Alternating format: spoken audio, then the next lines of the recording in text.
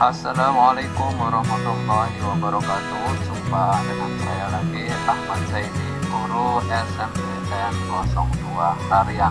Pada kesempatan ini kita akan membahas tentang procedure text terkait tentang pengertiannya atau definisinya, strukturnya atau generic strukturnya, contoh serta ciri kebahasan atau legal feature-nya. Untuk lebih tepatnya pembahasan ini tentang procedure text ini adalah materi untuk kelas 9 SMP pada tanggal 3/17. Berikutnya pada slide kedua, yuk kita kenali konsep apa yang dimaksud dengan procedure text. Tentu dalam kehidupan kita sehari-hari kita sudah sering bertemu dengan teks yang namanya procedure ini, tentang misalnya bagaimana caranya kita membuat teh, bagaimana caranya kita membuat pisang goreng, bagaimana caranya membuat nasi goreng dan seterusnya. Kita lanjutkan selanjutnya adalah tentang definisi atau pengertian dari procedure text. Procedure text adalah sebuah teks yang dibuat untuk menginstruksikan pembaca tentang bagaimana cara menyelesaikan sebuah tugas tertentu. Bagaimana misalnya bagaimana caranya membuat teh manis, bagaimana caranya membuat pisang goreng dan seterusnya. Lalu berikutnya kita akan mempelajari tentang beberapa teks procedure yang biasa yang bisa kita temukan dalam kehidupan kita sehari-hari. Yang pertama adalah tentang petunjuk arah. Ini adalah memberitahukan tentang bagaimana cara mencapai suatu tempat. Lalu ada instruksi menunjukkan bagaimana cara melakukan sesuatu. Lalu ada resep makanan berisi bagaimana cara memasak sesuatu dan seterusnya. Kemudian petunjuk permainan. Biasanya ada pada sebuah alat permainan, di sana akan menunjukkan cara memainkan permainan terkait. Kemudian pada buku manual bagaimana cara mengoperasikan sesuatu, peringatan-peringatan yang harus diketahui dan seterusnya. Lalu agenda yang mana berisi dan kegiatan-kegiatan yang apa yang akan dilakukan dan waktu pelaksanaannya.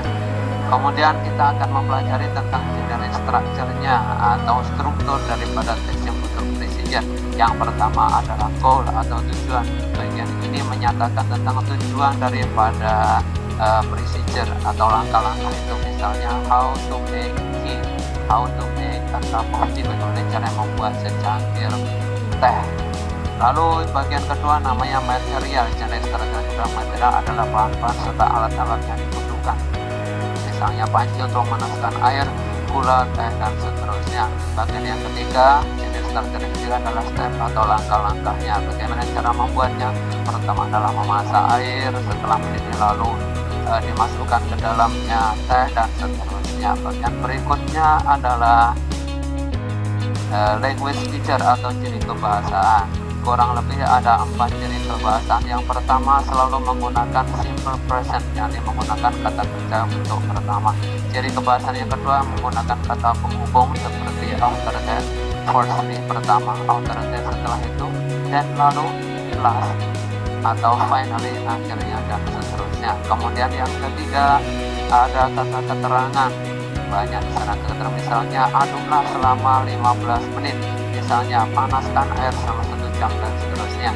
Ciri yang keempat adalah banyak terdapat kalimat perintah atau imperatif, misalnya tambahkan 1 sendok teh garam, tambahkan 1 sendok teh gula dan seterusnya.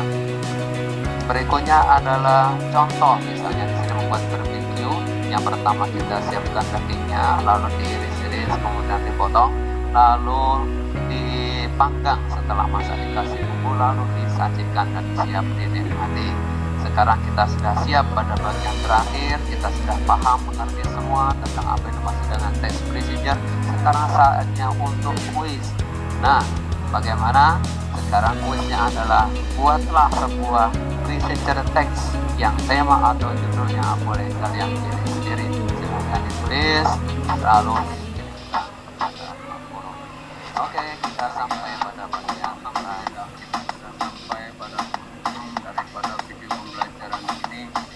Kita harus berpisah, namun jangan khawatir, sampai ketemu di video berikutnya. Jangan lupa senantiasa belajar, jaga kesehatan, dan tetap belajar secara istiqomah.